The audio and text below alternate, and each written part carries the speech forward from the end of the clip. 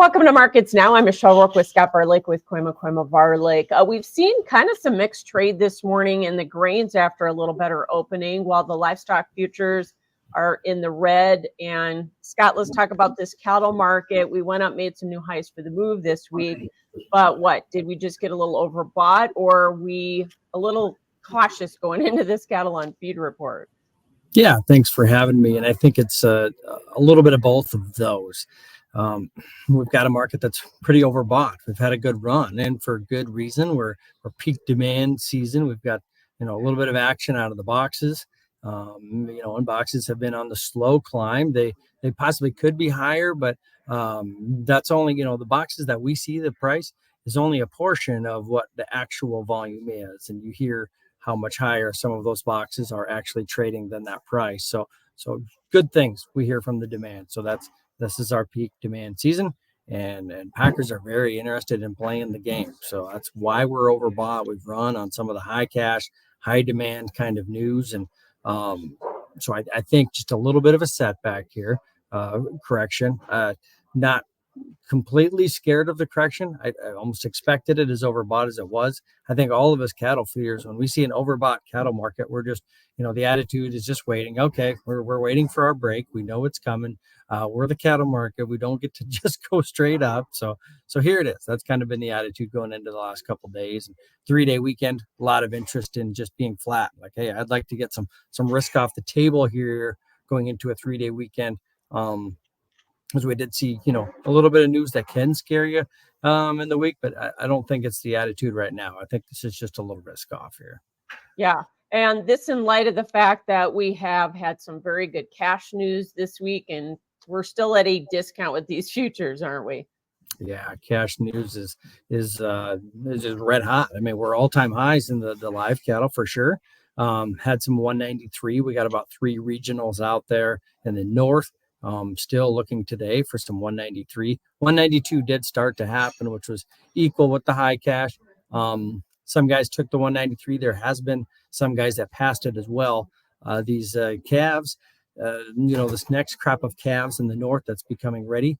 Hey, they've had some good feeding weather, and they've got some weight that they're carrying. So I think we're expecting this, big carcass drop off. Weights were unchanged this week, but some of these calves behind them are performing pretty well. And with 193 cash and this, critter weighing a little bit more than maybe what your sheet was kind of telling you, you're interested in maybe trying to pull ahead and move this animal. And I mean, this is myself included, because you've had these 188 to 190 break evens for this time frame for these early calves that you bought last fall, and they finally work a little bit right here. So you've not had an opportunity to hedge them since you bought them.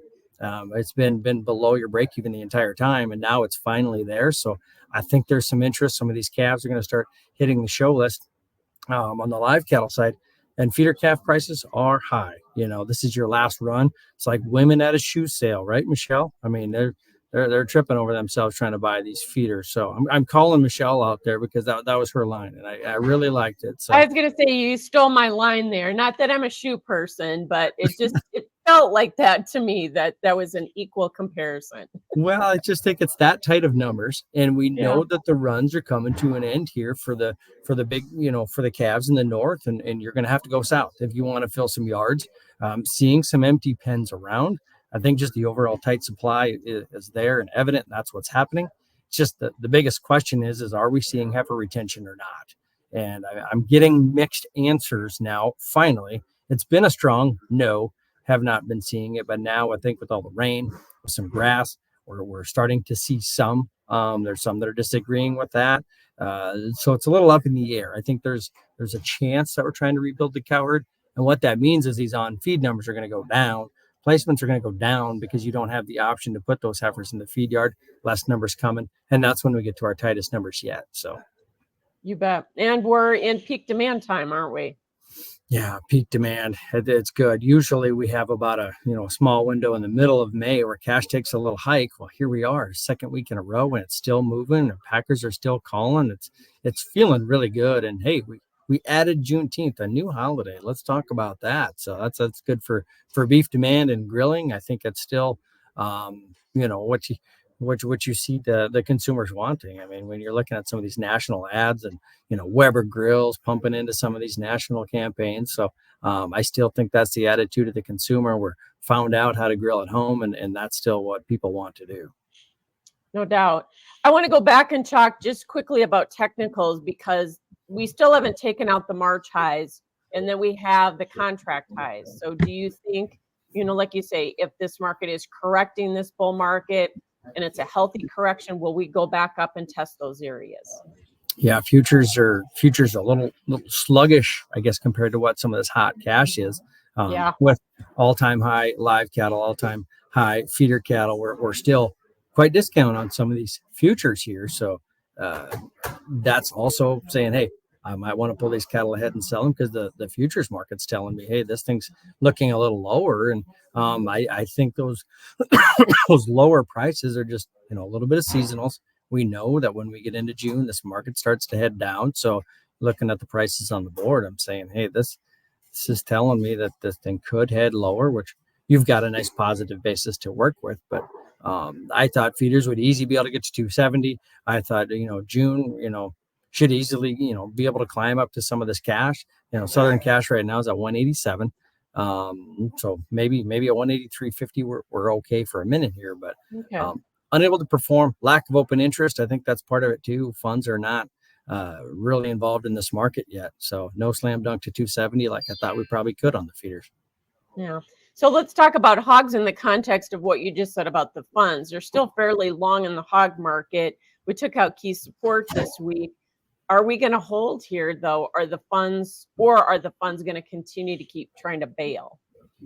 My guess is we're finally going to start to hold here. It's been a long, grueling battle to the downside as that index laid flat in the lower 90s, and funds, and we were real optimistic about where these hogs were going, and it just never came to fruition. So here we bleed down, and I think there's some real good support on the June hogs at 94. They go off in about 3 weeks here, and that's where the subsidy harvesting dates lined up. So that's where your biggest open interest is on the puts, is right at 94. So there's going to be some strong support and a lot of defense happening around that level. So it's just kind of ironic. That's where it just kind of magnets down to, is right where that open interest is on the puts, and that's where we're kind of holding. So that's my thought is where we can hold, and in a market that can get real goosey and trade some weird stuff, that's where we have to look for direction on the markets. And so I think 94 can hold. There's a little bit of technical spot there too, where it held last time,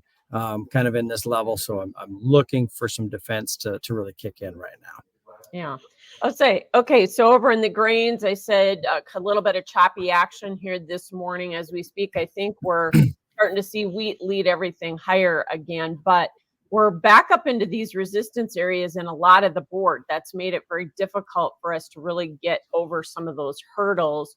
What will we see, I guess, heading into a 3-day weekend? Yeah, 3-day weekend. And I think you're absolutely right. The wheat is the biggest reason the corn is up here at these levels. And when wheat has a little scare after its long run, I think corn is very aware of that, but wheat's been able to hold. So we got a little bit of a world story, world talk that we have to worry about. And heading into a 3-day weekend, creates a little bit of nerves. I would expect for me that 490 on the D's board is going to catch some more selling pressure. I think everybody's looking at the gap in the chart, 503, sick of talking about it almost, but everybody's got that gunning for them. And I'm not opposed to saying, hey, we got to start looking at, maybe some sell prices a little bit higher. Because if we're relying on the wheat, yeah, that's fine and dandy if the wheat's going to perform and going to carry through. But you can't put all your stock in that, because if we have to turn the page on what we have here for moisture, I think we've got these rain patterns that have been setting the tone early on, is that we're going to have a pretty good crop right here to deal with.